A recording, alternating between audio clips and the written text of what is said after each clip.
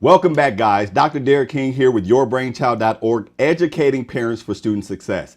As always, we discuss topics on this channel how your specific parent behaviors can and will give your child an academic advantage. And today is no different. We're going to discuss 7 specific steps that will give your child an advantage in school and have you more involved and build that parent-teacher relationship. Let's get started.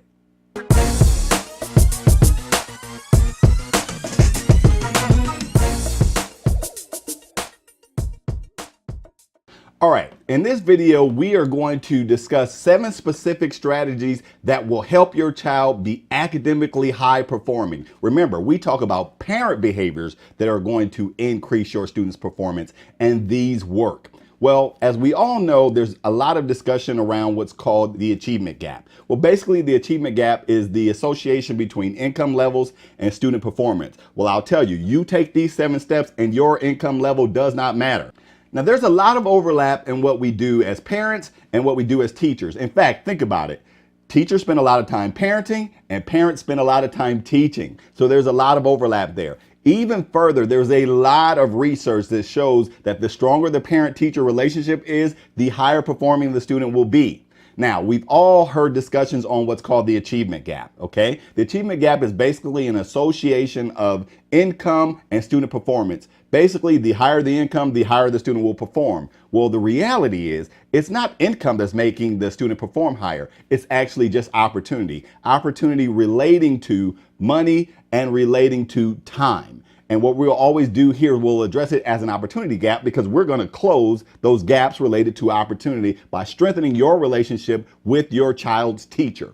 Okay, so now the first one, as it relates to time, just more time to volunteer, more time to allot to the child to provide support and those type of things. Now, as it relates to opportunities, other resources, those other resources specifically are understanding the kindergarten through college graduation process. If you notice, I said through college graduation process because in more affluent areas, that is the expectation. It is the highest standard and we will stay there. You will hear me discuss later on, vocational schools and those type of things, but we want to always keep our standards high. We want to communicate the expectation to your child that, you will graduate college. We'll talk about it along these lines, when you graduate college, not if you go or if you decide to go, but when you graduate college. So we're going to discuss 7 specific steps on how to bridge those gaps and those opportunities for your kid. And if you haven't done so already, go ahead and subscribe. Go ahead and click the subscribe button.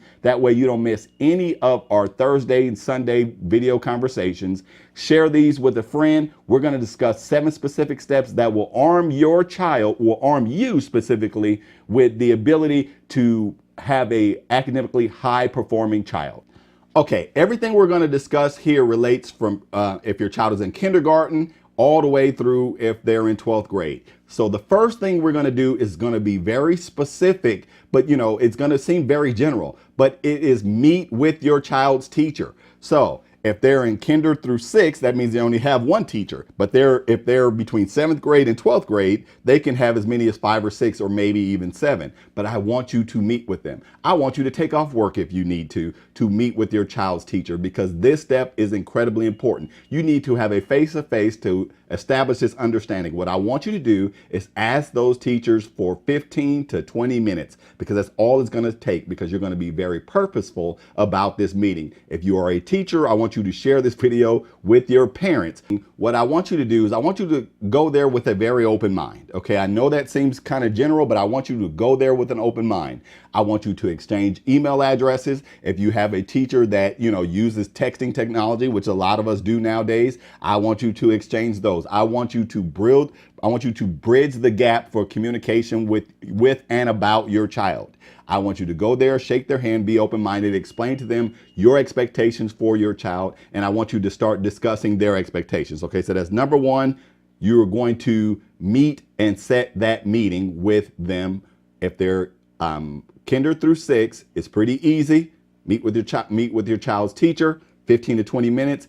If they are 7th through 12th grade, I want you to meet with your students, core teachers, your English, math, science, history, and if need be, meet with their PE and their elective teacher. But for sure, their English, math, science, and history. And I also want you to meet with their counselor.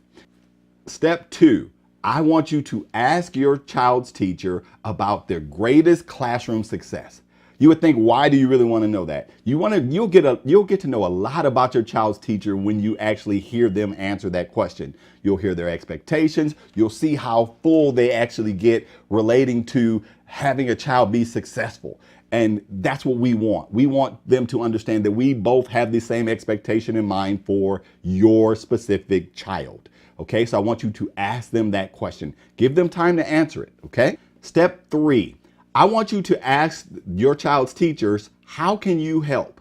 Whether it's time, volunteerism, if you have the opportunity for time, even if you don't have time all the time, I want you to make time at least once per semester. You know, if your child is elementary school and at least once per year, if your child is 7th through 12th grade, I want you to show up. Because remember, if we're going to communicate to our child that education is important, we have to make it important for us. And it is worth taking a day off. Okay, we absolutely have to do that. So remember, we might need one day off to go and meet with them. We might need another day off at a minimum to go and have that volunteer time with our kid. Now, the reason why I said only one time for 7th through 12th grade doesn't mean that you can't show up. I do want you to start showing up, but this video specifically is about parent-teacher relationships, okay? So I want you to give something to the teacher and I want you to give them your time, at least one time per year. If you could do it more, okay? So remember, in step 3, you want to ask them how you can help.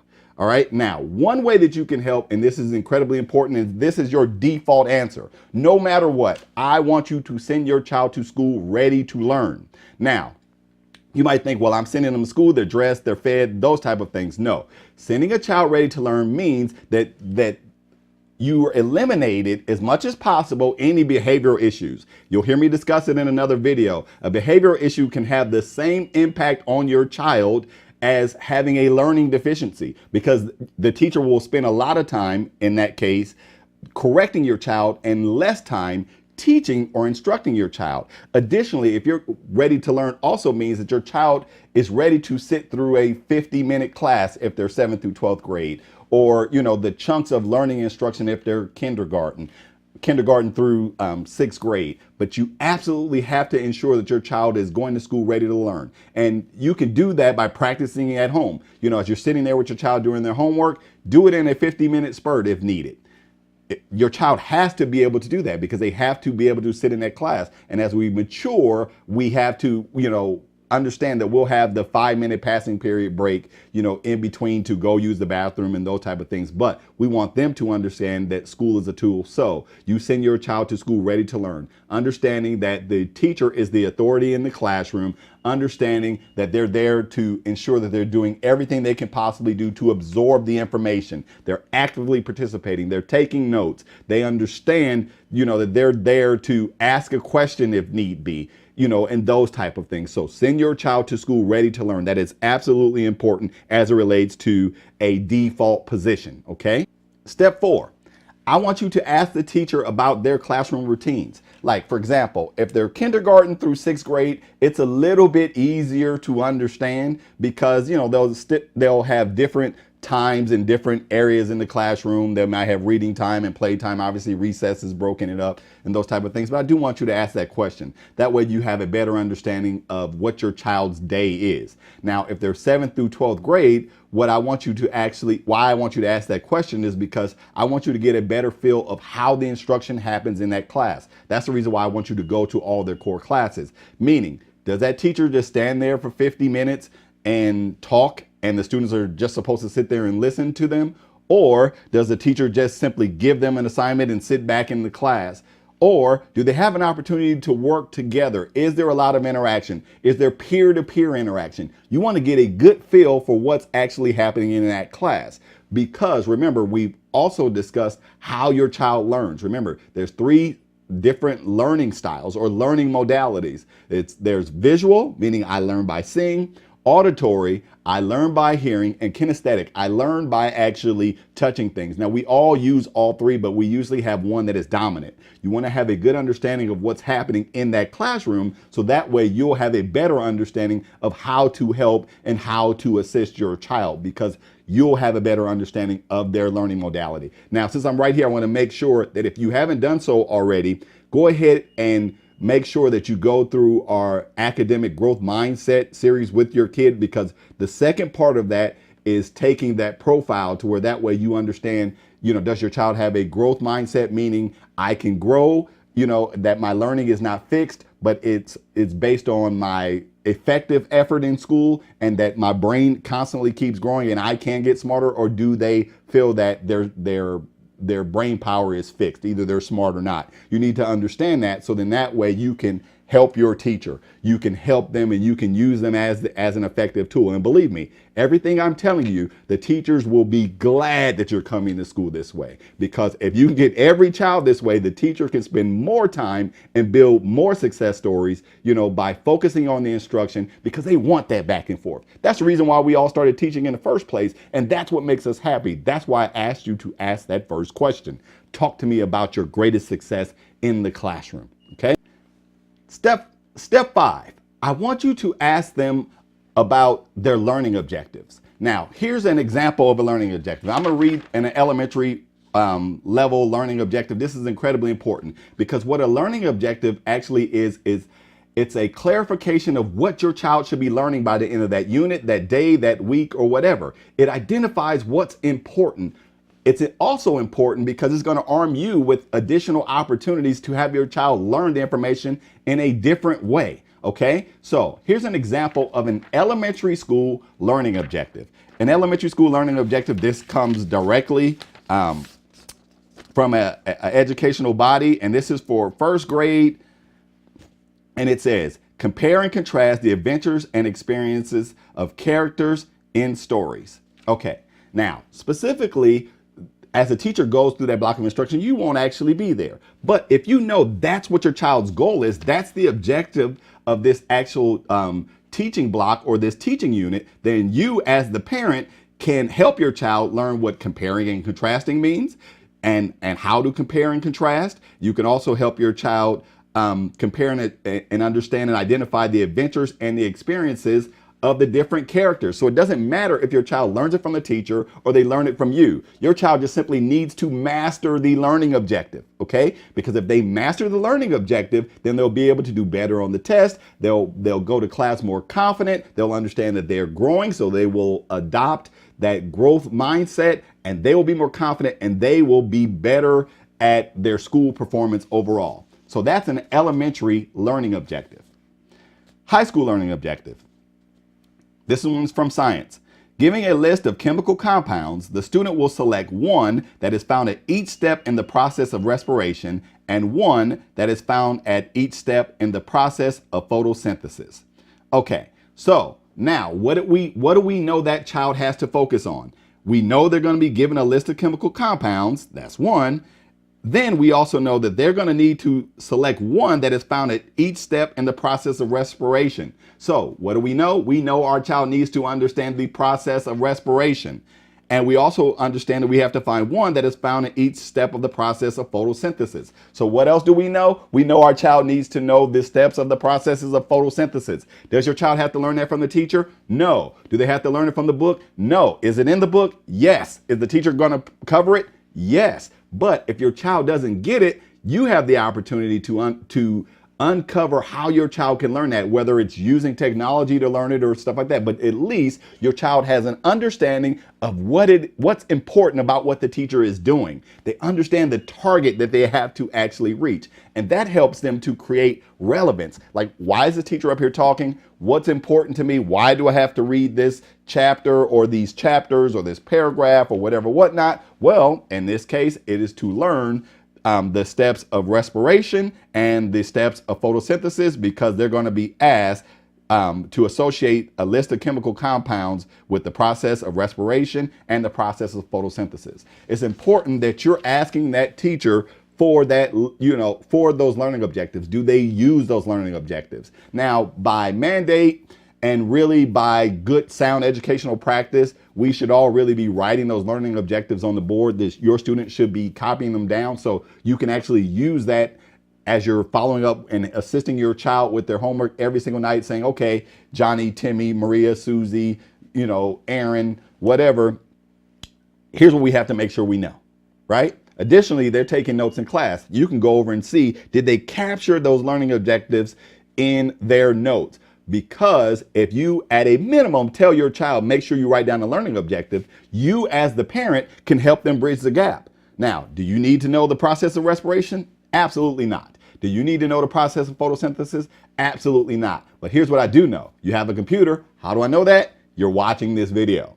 So if you can watch this video, you can look up the process of respiration. You can look up the process of photosynthesis. Now, what did you just do in that circumstance? You helped your child learn in a way that they can learn best. You also helped prepare them for the test that's coming up, and you gave them confidence that they're going to be ready, because they will be ready in that case.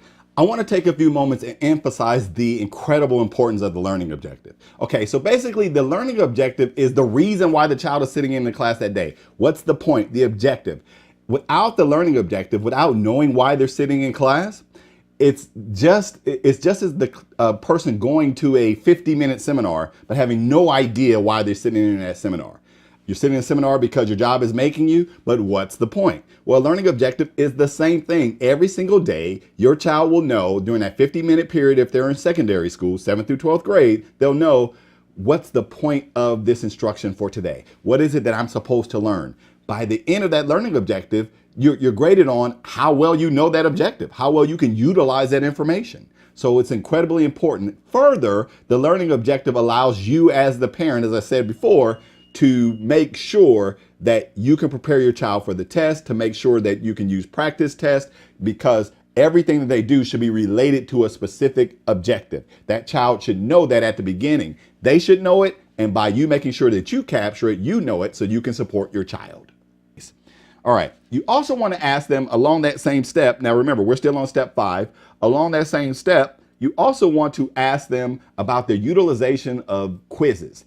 And, how are the quizzes actually impacting the child's grades? Are they simply to gauge whether or not the child is ready for the test is going to affect their grade? Or how often do they use those quizzes? It's incredibly important, because there was a 13-year study actually done between Australia, United Kingdom, and the United States. And what it identified was that top performing students use practice tests a lot. They use practice tests to prepare for their upcoming tests. That way, they knew if they were ready. Now, you as the parent, you will also know if they're ready. So it's important that you ask the teacher that question. Now, say, for example, the teacher says, well, I don't really use practice tests or whatnot. What I want you to do as the parent is ask them, well, how can I know what questions my child needs to be ready to answer? Because it's not just about memorizing the information, it's really about learning it. And so by knowing those learning objectives and by using practice tests, if they are there, you can gauge your child's readiness. It also reinforces to your child that you are committed to their learning and you are going to help them. As I said before, you don't even need to know the information. You simply need to know what information they need to know. Because remember, this is about parent action. Step 6. I want you to ask them, do you have the ability, or what ability do you have as a parent to check your child's academic progress? Meaning, do they send something every week? Do they have a learning management system that you can just go up and look on the internet to see how is my child doing? So then that way, as you're following up with your child, because remember, follow-up is incredibly important, you can follow up and say, okay, and have an opportunity to celebrate. Remember, we celebrate, celebrate, celebrate. So you have an opportunity to celebrate with your child to say, okay, good job. You turned in all the assignments. You got an A on this assignment. You got a, B on this assignment. And you want to always reinforce and celebrate those strong areas. But it'll also allow you to follow up to make sure that your child is doing everything that they're supposed to do. So now remember, if we are following up on those learning objectives, if there are quizzes, and now we can track it, we're doing a pretty good job with our child. We are engaged. We are providing them those same opportunities that affluent households actually have.